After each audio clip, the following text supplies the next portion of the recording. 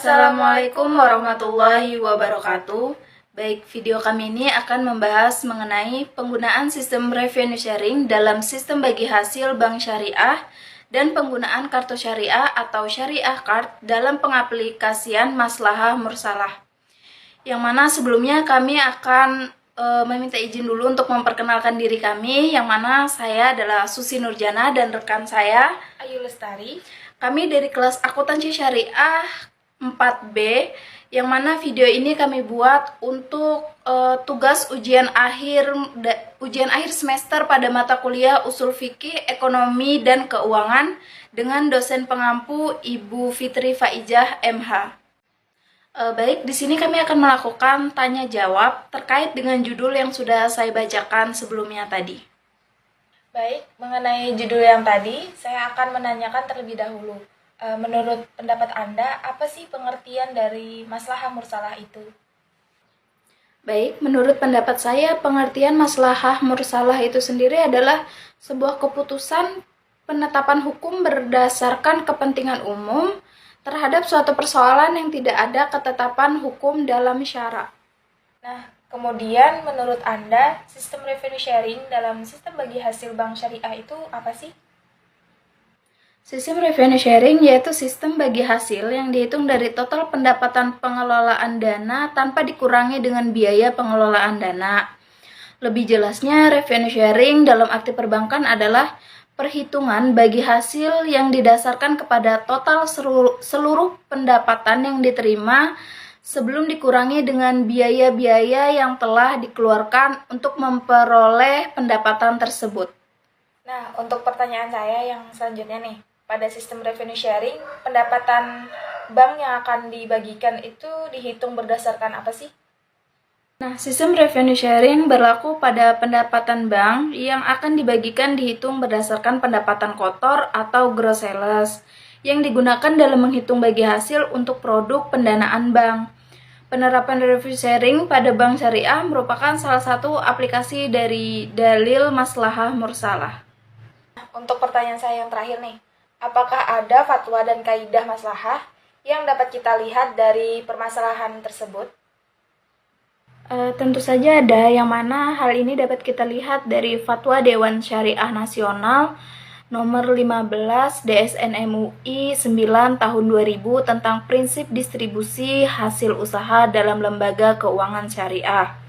Di dalam fatwa tersebut terdapat beberapa kaidah maslahah yang digunakan. Di antaranya itu ada kaidah yang berbunyi di mana terdapat kemaslahatan, di sana terdapat hukum Allah. Yang berarti penerapan maslahah pada fatwa ini juga dapat dilihat dari ketentuan umum yang ada pada fatwa DSN tersebut yang menyatakan bahwa dilihat dari segi kemaslahatan saat ini, maka pembagian hasil usaha pada lembaga keuangan syariah sebaiknya menggunakan prinsip bagi hasil atau revenue sharing. Oke, terima kasih untuk penjelasan mengenai kasus sistem revenue sharing dalam sistem bagi hasil bank syariah. Untuk selanjutnya, apakah Saudari Susi ingin bertanya mengenai kasus penggunaan kartu syariah atau syariah card kepada saya? Tentu saja ada dong. Yang mana yang ingin saya tanyakan yang pertama tuh apa sih syariah card itu sendiri? Syariah card dalam istilah fikih muamalah dikenal dengan sebutan bitokotul itiman. Bitokoh berarti kartu, sedangkan itiman itu berarti kondisi aman dan saling percaya. Secara terminologis atau istilah syariah card sebagai suatu jenis kartu khusus yang dikeluarkan oleh pihak bank atau sebagai pengeluar kartu. Lalu jumlahnya akan dibayar kemudian. Pihak bank akan memberikan kepada nasabahnya itu rekening bulanan secara global untuk dibayar, atau untuk langsung didebet dari rekeningnya yang masih berfungsi. Jadi, kesimpulan dari syariah card itu merupakan salah satu produk bank syariah yang dikeluarkan dengan prinsip taisir dan maslahah. Oh, begitu. Kemudian kalau untuk dalam menetapkan fatwa tentang syariah card, apakah ada kaidah maslahah yang dipakai MUI dalam penerapan fatwa tersebut? Oh jelas, tentu ada. Dalam menetapkan fatwa tentang syariah card, ada beberapa kaidah maslahah yang dipakai MUI dalam penetapan fatwa tersebut. Di antaranya yaitu kaidah pertama yang berbunyi al-masyaqqatu tajlibu at-taisir, yang artinya kesulitan dapat menarik kemudahan.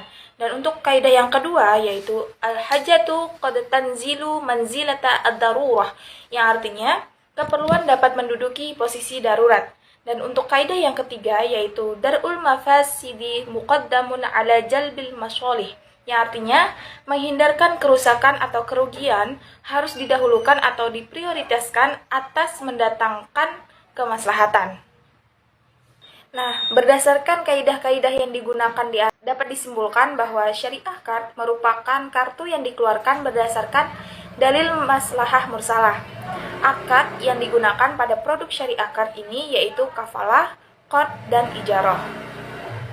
Nah, dengan penggunaan kart syariah ini, apakah ada manfaat yang diperoleh oleh nasabah, bank, dan pengusaha? Oh jelas, tentu ada. Dengan penggunaan kartu syariah ini, ada beberapa masalah atau manfaat yang akan didapatkan oleh nasabah, bank, dan pengusaha. Yaitu diantaranya, yang pertama dari sisi nasabah terlebih dahulu, yaitu terkadang terdapat barang yang tidak dapat dibeli kecuali dengan menggunakan kartu kredit. Misalnya nih, untuk pembelian jurnal internasional untuk para akademisi dan lain-lain. Yang kedua, syariah card lebih efisien dan diterima di banyak negara, seperti tidak perlu repot-repot membawa uang cash dalam jumlah yang banyak karena memiliki resiko. Pemegang kartu cukup hanya membawa kartu plastik yang berukuran kecil. Selain itu, keefisiennya lebih terlihat lagi apabila sedang berpergian ke luar negeri karena pemegang kartu tidak perlu menghabiskan waktu yang banyak untuk menukarkan uang. Dan manfaat yang selanjutnya, kemudahan dan kepraktisan dalam transaksi karena tidak perlu membawa uang tunai dalam jumlah besar, atau secara sederhana disebut memudahkan sistem pembayaran terutama dengan menggunakan syariah card dalam segala aktivitasnya. Dan kemudian untuk manfaat selanjutnya yaitu risiko kehilangan dan pencurian uang lebih rendah karena apabila kartu hilang maka pemegang kartu tersebut dapat segera menghubungi issuer atau bank untuk memblokir kartu. Kartu yang telah terblokir tersebut tidak dapat dipergunakan lagi sebagai alat untuk pembayaran pada merchant atau pengusaha. Yang selanjutnya, keamanan. Memberikan keamanan dalam melakukan transaksi pembayaran dimanapun berada. Apabila menggunakan uang cash, maka resiko tersebut terhadap transaksi pembayaran semakin besar, apalagi menggunakan uang cash dalam jumlah yang banyak.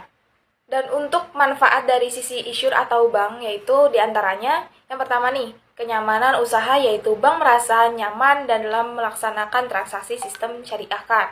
Yang kedua, keamanan karena syariah card mengamankan transaksi keuangan.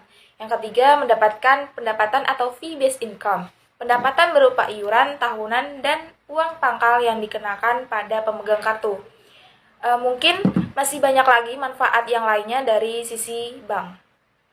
Kemudian ada manfaat dari sisi pengusaha, yaitu diantaranya kenyamanan usaha karena dengan menggunakan syariah card tidak perlu menggunakan uang dalam jumlah banyak yang memiliki risiko relatif lebih besar. Terus yang kedua, keamanan aset karena syariah card mengamankan transaksi pembelian barang atau jasa. Selain itu, memberikan keamanan yang lebih terjamin karena merchant atau pengusaha tidak menyimpan uang tunai hasil penjualan. Yang ketiga, efisien dan praktis dalam menerima pembayaran dan memudahkan pembukuan. Yang selanjutnya, atau yang terakhir, dijuluki sebagai pengusaha yang fair dan jujur karena sulit bagi pengusaha untuk memanipulasi terhadap transaksi yang dilakukan karena telah tersistem dengan baik.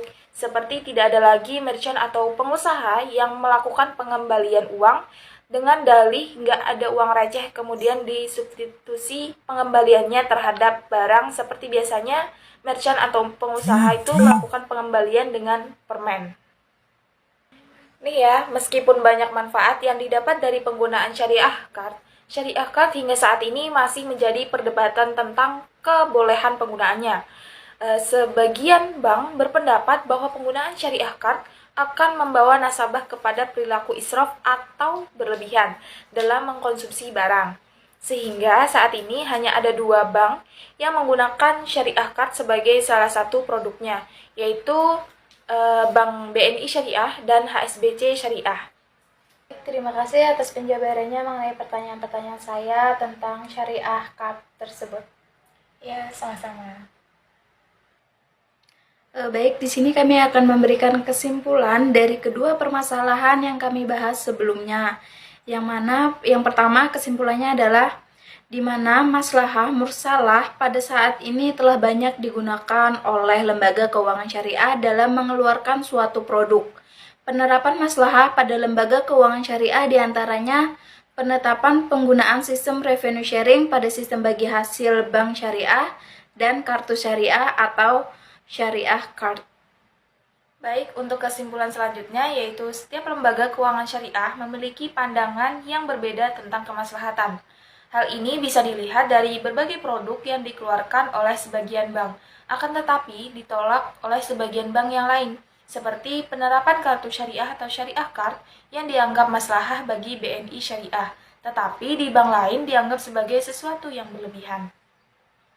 Sekian video penjelasan dari kami, mahasiswi dari Program Studi Akuntansi Syariah, Fakultas Ekonomi dan Bisnis Islam IAIN Palangkaraya. Kurang dan lebihnya kami mohon maaf. Wassalamualaikum warahmatullahi wabarakatuh.